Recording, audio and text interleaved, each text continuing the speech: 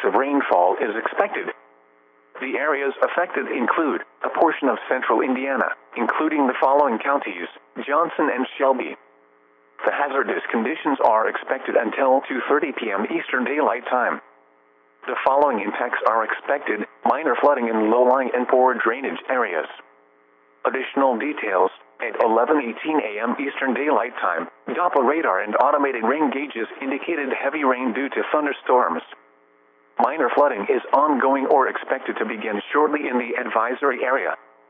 Between 0.75 and 2.75 inches of rain have fallen.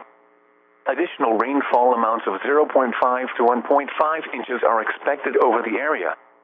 This additional rain will result in minor flooding.